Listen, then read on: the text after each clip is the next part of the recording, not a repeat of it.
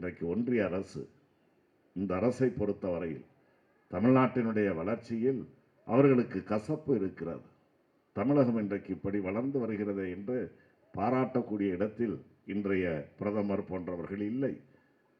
தமிழ்நாடு நாம் இவ்வளவு நெருக்கடியை கொடுத்தாலும் இன்னைக்கு வளர்ச்சி பாதையில் சென்று கொண்டிருக்கிறதே, தமிழகத்தில் ஒரு நல்லாட்சியை தந்து கொண்டிருக்கிறார்கள் என்ற கடுப்பிலே தான் பல வார்த்தைகளை பிரதமர் என்ற உயர்ந்த பதவியில் இருந்து கொண்டு இதுவரை எந்த பிரதமரும் பயன்படுத்தாத வார்த்தைகளை இங்கே வந்திருக்கக்கூடிய நேரத்திலே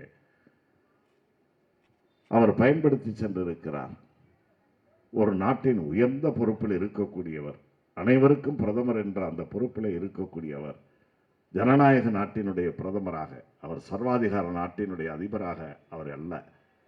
அவர் ஒரு இயக்கம், அரசியல் இயக்கம். ஜனநாயக நாட்டில் பல கட்சிகள் இருக்கும்.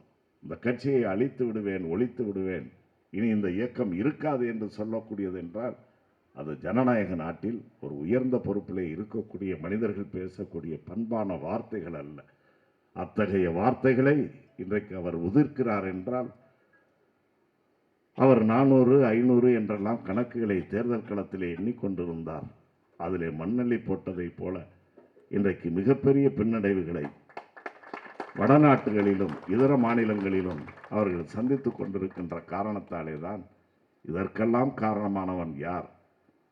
அவன்தான் தமிழ்நாட்டின் முதலமைச்சராக இருக்கின்ற, திமுகவின் தலைவராக இருக்கின்ற, 71வது பிறந்த நாளை காணுகின்ற அன்பு தலைவர் அண்ணன் தளபதி ஸ்டாலின் அவர்கள் என்று அவர் மீது இன்றைக்கு அந்த கோபத்தை கொட்டி தீர்த்து கொண்டிருக்கிறார். ஆனாலும் கூட அவருடைய பிறந்த நாளில் பிரதமரும் வாழ்த்தி இருக்கிறார். வாழ்த்துவது ஒரு நல்ல பண்பு. ஆனால் ஒரு ஜனநாயகத்தில், ஜனநாயக நாட்டில் பிரதமராக இருக்கக்கூடியவர் ஒரு நாடு, ஒரு கட்சியை அழிச்சிருவேன், இருக்காது என்று சொல்லக்கூடிய அளவிற்கினார் அவர் எதிர்காலத்தில் எத்தகைய திட்டத்தை நோக்கி அவர் பயணித்துக் கொண்டிருக்கிறார் என்பதை நீங்கள் உணர்ந்து பார்க்க வேண்டும். இந்தியா ஒரு மிகப்பெரிய ஜனநாயக நாடு. இந்த ஜனநாயக நாட்டில் அதை காக்க வேண்டியது ஒவ்வொருடைய குடிமகனுடைய கடமை. அந்த வகையிலே தான் கலைஞர் அவர்களை பொறுத்தவரையில் ஆட்சி பெரிதல்ல, கொள்கை பெரிது என்று வாழ்ந்து காட்டினார். 2 முறை கொள்கைக்காக ஆட்சியை இழந்தவர் முத்தமிழறிஞர் கலைஞர் அவர்கள். நெருக்கடி நிலையை கொண்டு வந்த நேரத்தில் அன்னை இந்திரா காந்தி அவர்களும் அதே போல நம்முடைய முத்தமிழறிஞர் கலைஞர் அவர்களும் நல்ல இணக்கமான நட்புடன் இருந்தவர்கள். ஆனாலும் கூட அவர் அன்றைக்கு 75களில் கொண்டு வந்த நெருக்கடி நிலையை எதிர்த்து குரல் கொடுத்த ஒரே தலைவர் நம்முடைய ஜனநாயக பாதுகாவலர் முத்தமிழறிஞர் கலைஞர் அவர்கள்.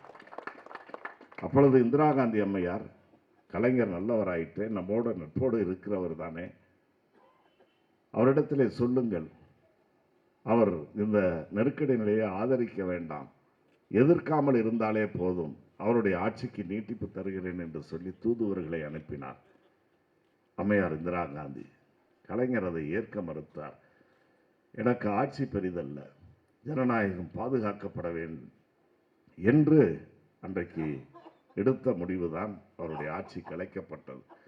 500க்கும் மேற்பட்டவர்கள் மிசா கொடுமையிலே சென்றார்கள். அந்த கொடுமையும் அனுபவித்தவர் தான் இன்றைய பிறந்த நாள் நாயகனாக நாம் கொண்டாடி கொண்டிருக்கின்றன அண்ணன் தளபதி அவர்கள். ஓராண்டு காலம் மிசா கொடுமையிலிருந்து ஏதோ உயிரோட வெளியே விட்டாங்க.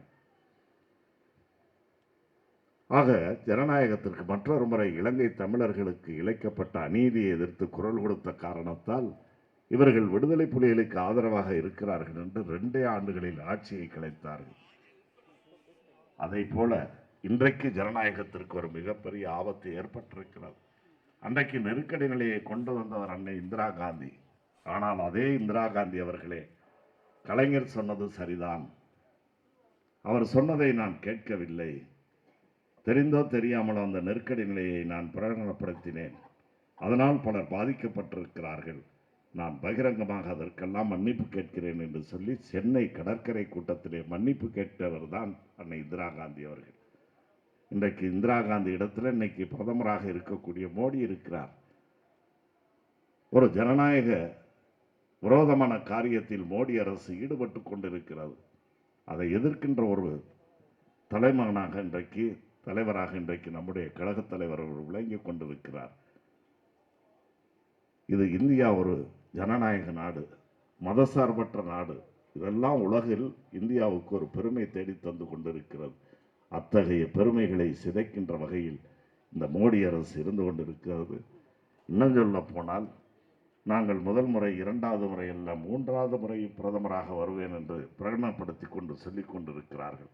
மூன்றாவது முறை என்பது இதோடு இந்தியாவில் ஜனநாயகம் செத்துவிட்டது என்ற ஒரு சூழ்நிலையை உருவாக்கும். அதற்காக எதிர்த்து குரல் கொடுக்கக்கூடிய ஜனநாயக பாதுகாவலர் தான் நம்முடைய பிறந்தநாள் நாயகன் அன்பு தலைவர் அண்ணன் தளபதி அவர்கள் என்பதை இந்த நல்ல நேரத்திலே நான் எடுத்துச் செல்ல கடமைப்பட்டிருக்கிறேன்.